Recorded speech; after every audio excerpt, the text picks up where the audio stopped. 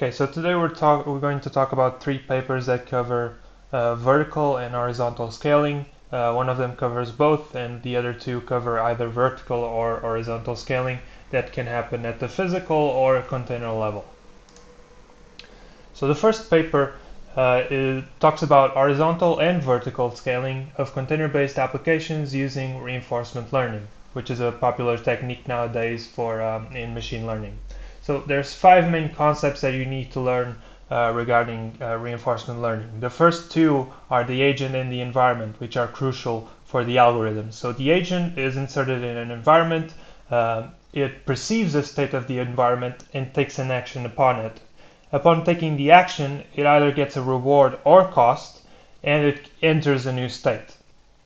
So we need to define three things, which is what is the state space, the action set, and the reward or cost function. From now on, we will talk about cost function because we're trying to minimize cost. So the state space, Ki, Ui, Ci, Ki means the number of containers that are running at time I in that state. The Ui means the CPU utilization of each container, and the CI is the CPU share of each container. So for example, it is accessing 10% of the CPU, for example, or it can access up to 10%.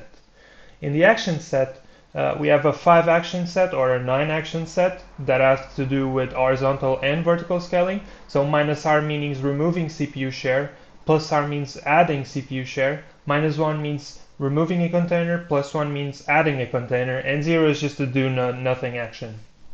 And you can decouple both, so you can do both vertical and horizontal scaling at the same time, which is the 9 action set. And then you have the cost function. So in the cost function you have 3 steps, which is the adaptation, the performance, and the resources. So if you do vertical scaling, the container has to go down in order to adapt to the new configuration, so you incur a cost for that. Each time you go above the maximum allowed response time, you also incur a cost for that, and you also have a cost for each container that you have running, which is this last part here. So in terms of the algorithms, I can't go into too much detail, so feel free to ask questions or even email me if you have any questions. But basically you have three main algorithms here, but they're part of two main paradigms, which is the model-based learning and the model-free learning. Both of them will try to optimize this function right here, which is basically says, given a state and an action, what is the expected cost that I have for doing that action in that state?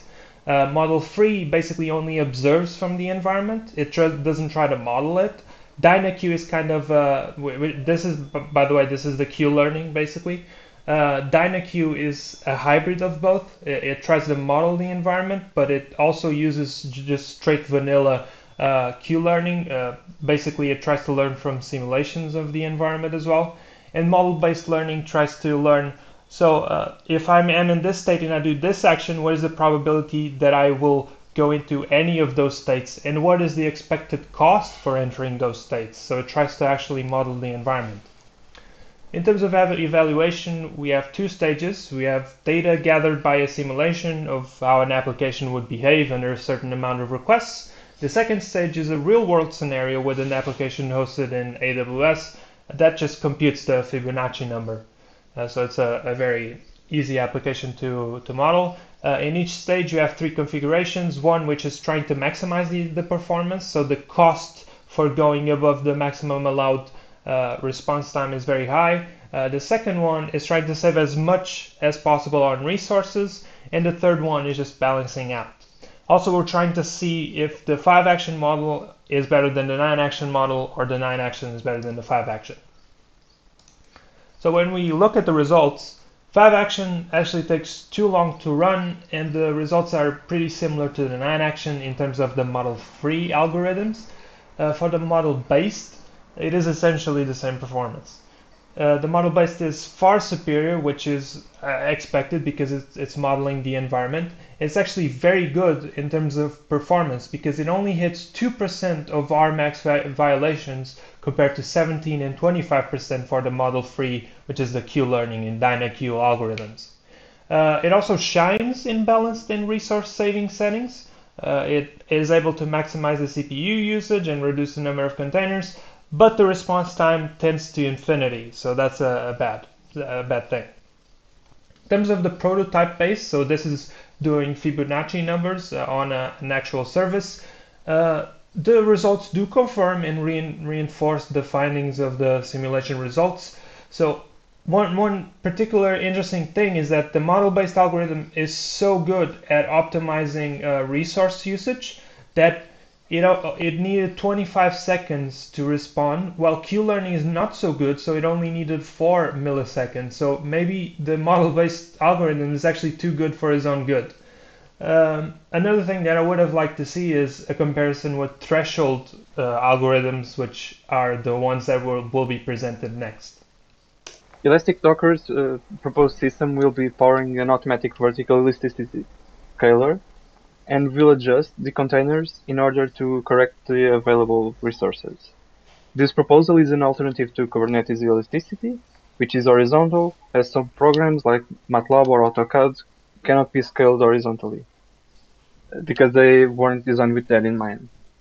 Elastic Docker is done in 3 different phases. We have the monitor phase, which will collect the resource utilization from each Docker container, and the system will continuously monitor current memory usage and CPU parameters, such as the number of virtual cores or CPU time. Then we have the elasticity controller, which will scale up or down the containers, but only if certain thresholds are crossed.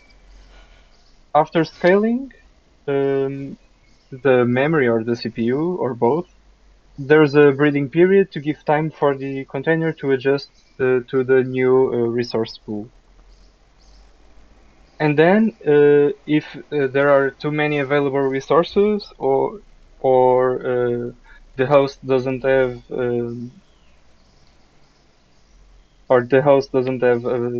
enough resources to scale the container, there's a container migration to a new host, which might or not be more powerful.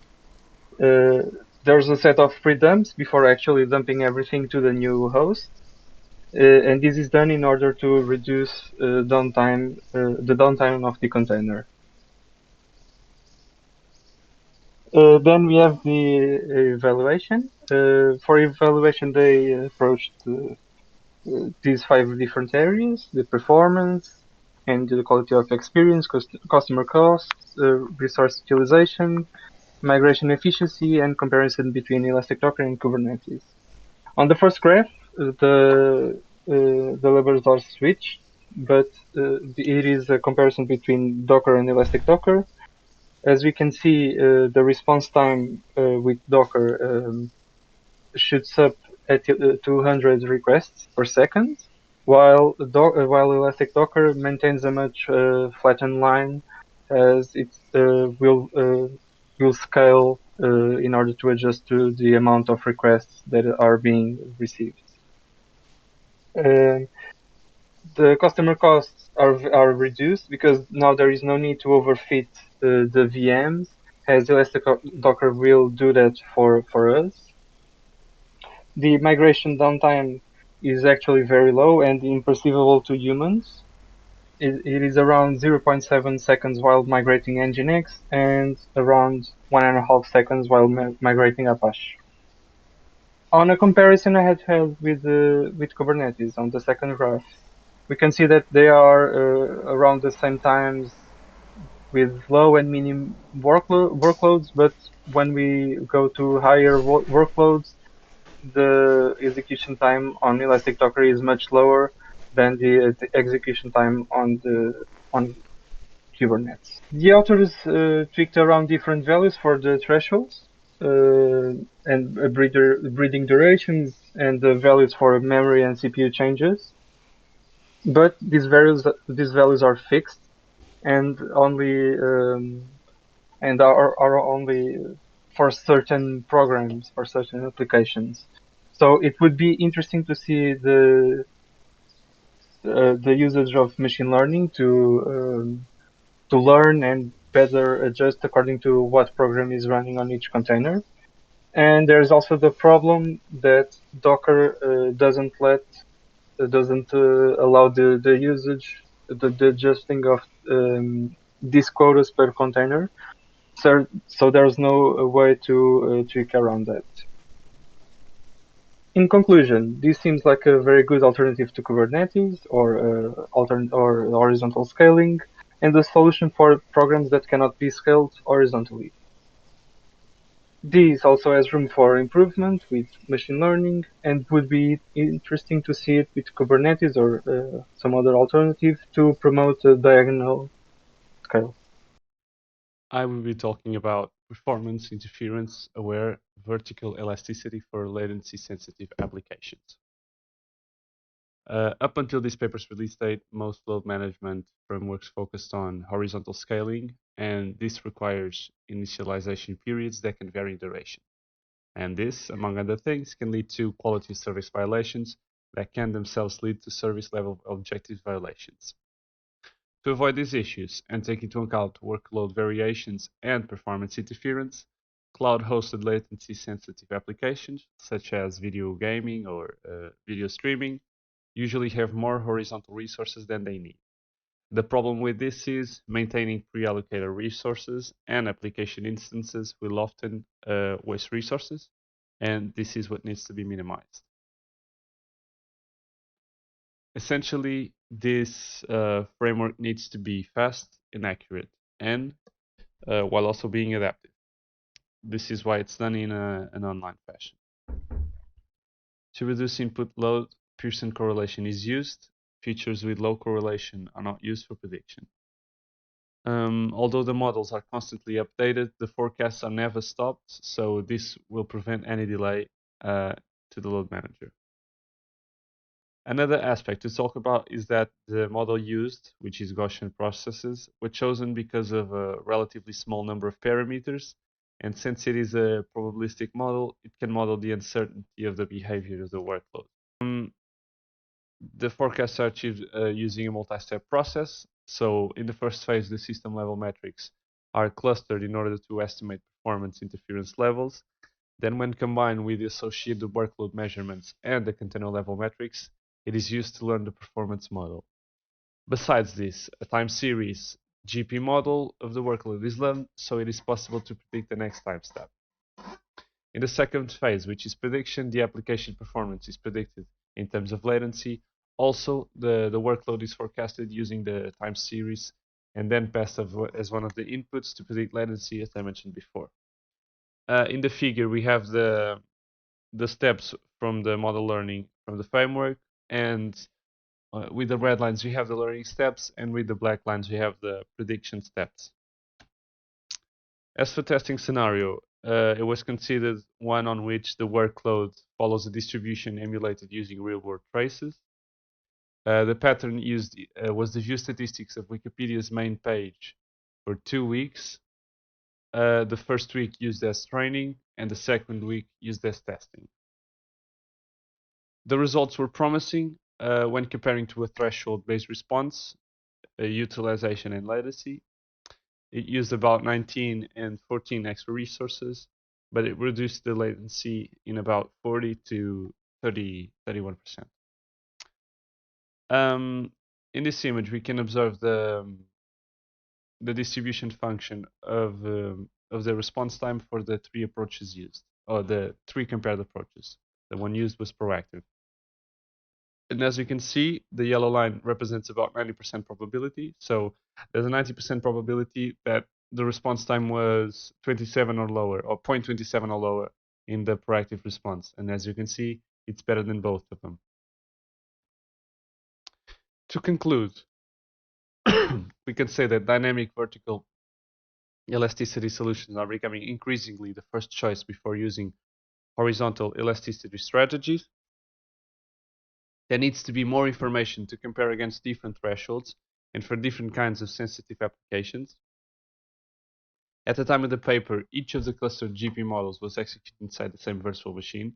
So we can imagine that parallelization will benefit the running times, so even get better results. And it is mentioned that another feature to implement is that the algorithm takes into consideration which is better, horizontal or vertical scaling. So in certain situations, one might prefer the other one to the other one. So this is a thing that